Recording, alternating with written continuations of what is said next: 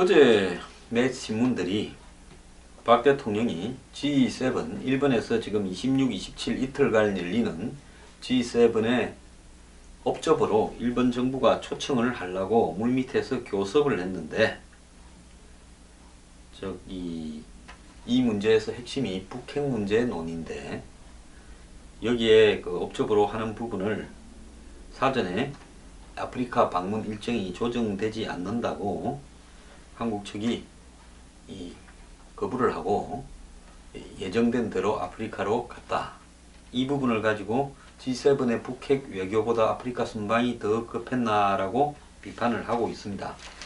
특히 이번에 그 G7 회의에서는 오바마 대통령이 히로시마까지 방문을 하면서 일본과 2차 대전의 어떤 문제들을 희석시키면서 미국과 일본이 서로 이렇게 가까워지는 게 아니냐, 이런 우려도 있습니다.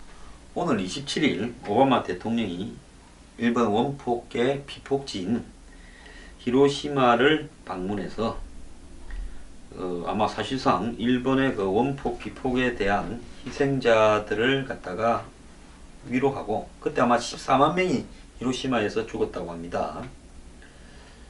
그래서 이제 일본의 상징적인 면죄부를 주는 거 아니냐, 즉 일본이 아시아에 가했던 2차 대전에서의 일종은 어떤 침략과 그 과정에서 수백 수천만의 이 아시아 민중들이 죽었는데, 일본이 그런 어떤 부분들을 자신의 피해를 갖다가 부각시키면서 희석시키려고 하는 거 아니냐, 이런 어떤 의도도 지금 제기되고 있는 상황입니다.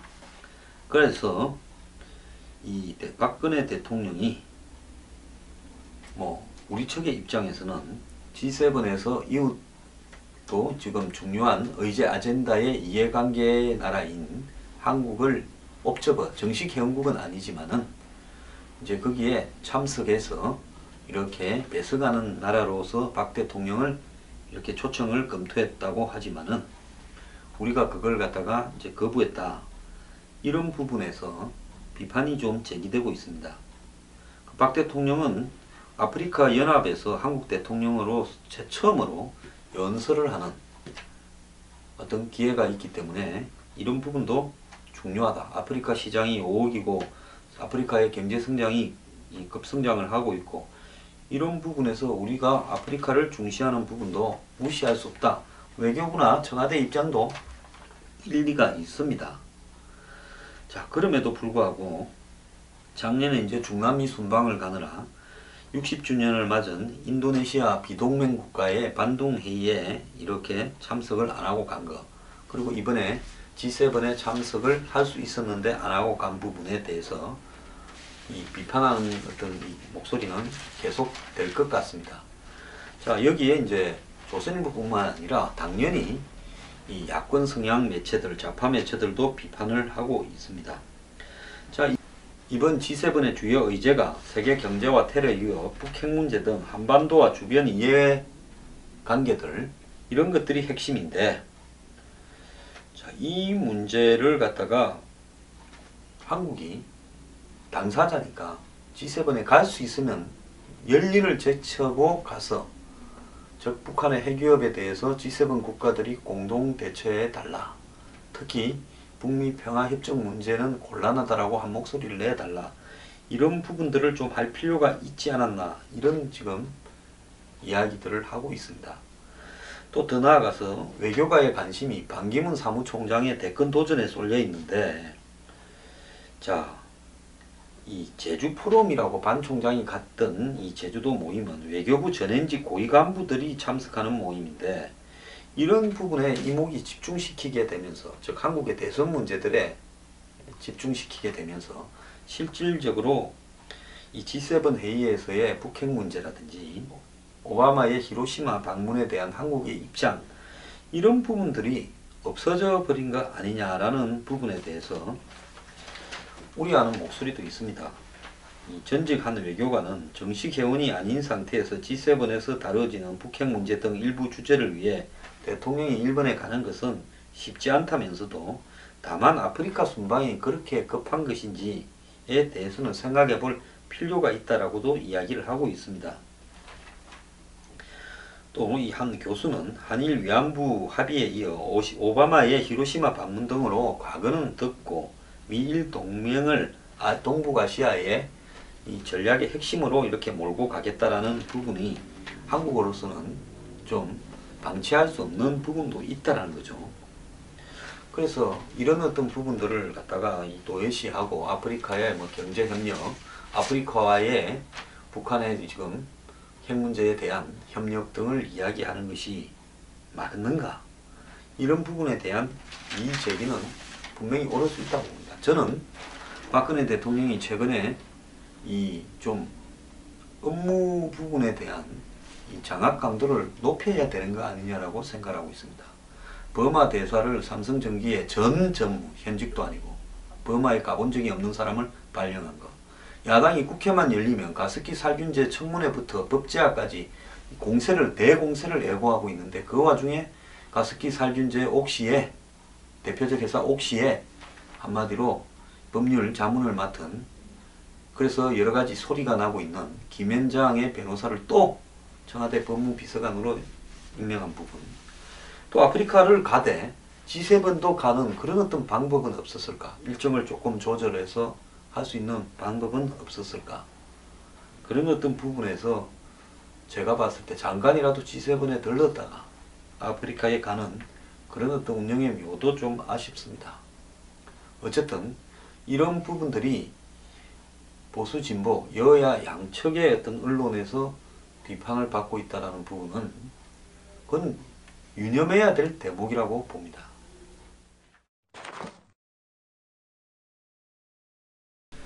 박원순 시장이요, 최근에 이제 대선에 한번 나가고 싶은지 굉장히 적극적으로 활동하고 있습니다. 자, 박 시장은 어제 자신의 SNS에서 노무현 재단과 함께 서울의 노무현 루트를 만드는 방향을 상의하겠다. 자, 노무현 루트, 즉 노무현 대통령의 길이라는 뜻이겠죠. 서울에도 노무현 전 대통령과 연관된 장소가 많다. 그분 뜻을 생각하는 루트는 서울의 또 다른 명소가 될 것 같다. 그러면서 이제 본인과 노 대통령 간의 인연도 소개했는데요. 그리고 또 이 노무현 대통령의 23일 봉화마을은 안 갔지만 거기는 뭐 친노의 봉거지 행사였는데 문재인 전 대표가 아주 확고하게 장악하고 있으니까 안 갔지만 슬슬 노무현 대통령을 이렇게 띄우고 찬양하는 일에 본인도 적극적으로 하고 있다라는 부각을 시키고 있습니다. 이 부분을 갖다가 강조하고 노무현 대통령과의 인연을 애써 강조하는 부분들을 보면 박원순 시장은 문재인 전 대표가 혹시라도 지지율이 좀 떨어지거나 이 정치적 실수를 하거나 당에 내분이 생겨서 흔들리게 되면 그때는 대타로 이 친노 진영과 자신과의 위치를 가까이 두었다가 나서기 위해서 그런 거라고 보고 있습니다. 황장수의 뉴스 브리핑은 미래경영연구소가 여러분들과 그리고 미래경영연구소 회원분들과 더불어서 사회개혁을 위해서 만들어가는 방송입니다.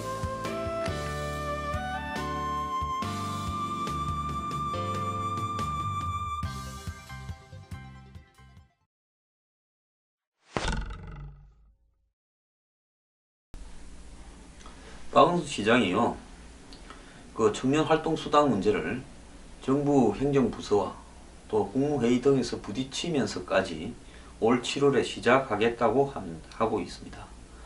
자, 청년들에게 이렇게 활력을 도모한다는 취지로 작년 11월에 청년수당을 갖다가 이렇게 주겠다 이러니까 중앙정부가 제동을 걸었죠. 최경환 전 부총리도 포퓰리즘적 복지사업이라 규정을 했고요. 김무성 전 새누리당 대표도 올 초에 악마의 속삭입니다 이렇게 비판을 했습니다.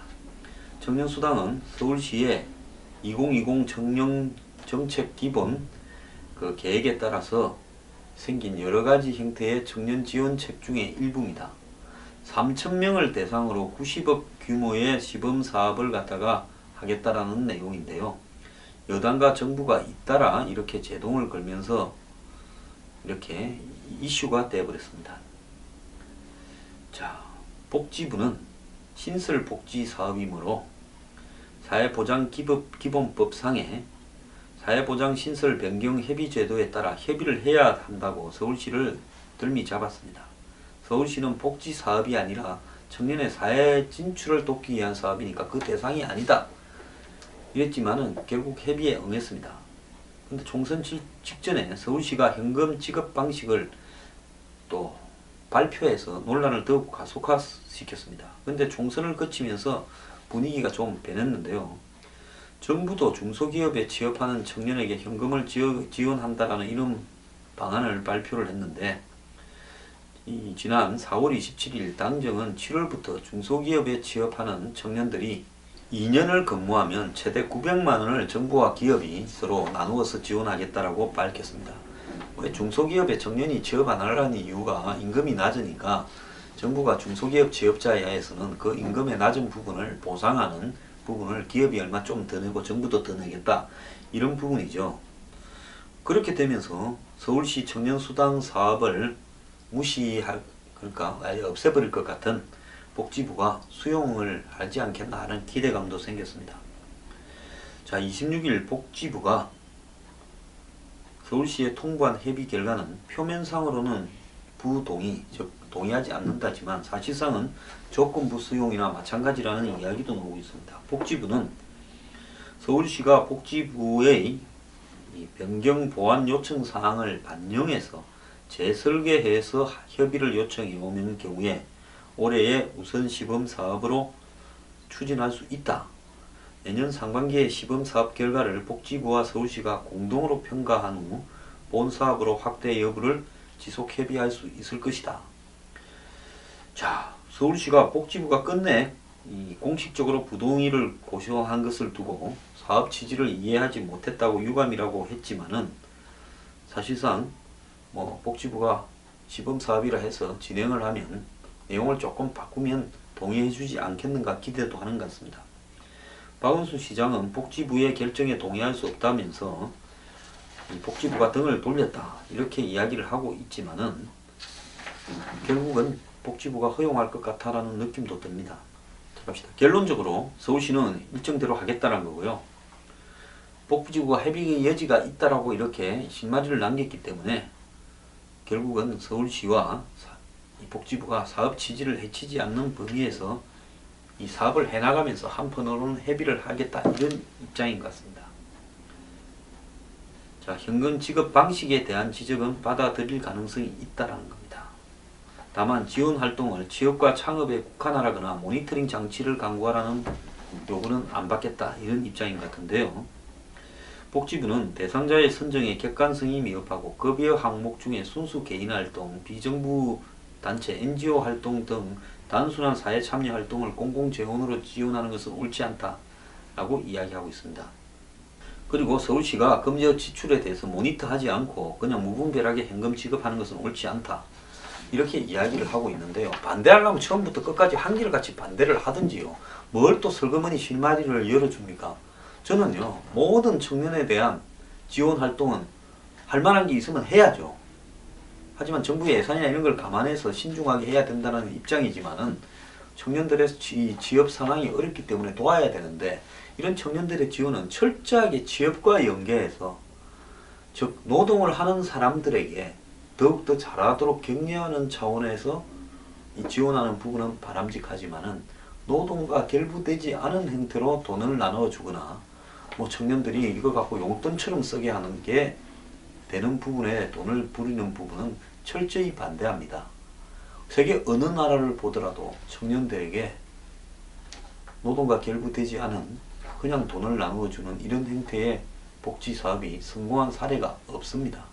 그래서 복지가 아니라 한마디로 노동장려금 형태의 청년수당을 지급하기를 바랍니다. 이 혹자는 지금 뭐라 하는 줄 아십니까? 박원순 시장이 결국은 3,000명의 자신을 지지하는 일종의 청년 전위대를 만들어서 대선에 가려고 이러는 거 아닌가라는 시각으로 비판을 하는 사람들도 많습니다. 박 시장 지지자들은 그렇게 생각하지 않겠지만은요. 그래서 궁극적으로 3,000명을 뽑아서 그 3,000명의 객관적인 기준이 뭡니까? 취업을 하려고 노력을 하는데 아무리 노력을 해도 월급이 작아서 살 수 없는 사람입니까? 그렇지 않습니다. 뭐 서울시가 적당히 심사해서 뽑겠다는데 그게 취업하고는 관계없는 형태의 어떤 선발일 수 있습니다. 그럼 3,000명에게 50만 원씩을 주면 얼마입니까? 15억이죠. 그 15억을 6개월간 주겠다 하면 곱하기 6하면 얼마입니까? 90억 아닙니까? 그래서 3,000명에게 50만 원씩을 6개월간 90억을 주는 것이 도대체 어떤 효과를 노리고 주는가 하는 부분에서 봤을 때요. 지금 20대의 청년들한테도 돈을 나눠줘야 될 정도라면 대한민국이 끝난 나라 아닙니까? 그렇게 돈 나눠줘서는 절대 안 된다고 봅니다. 20대 중에서요. 어려운 일자리에도 과감하게 취업을 하려고 노력을 하고 뭔가를 뚫고 나가려고 노력하는 사람들한테 격려 장려금으로 노동에 대한 장려금으로 줘야죠. 박원순 시장 이렇게 해서는 안 되고요. 복지부 똑바로 하기 바랍니다.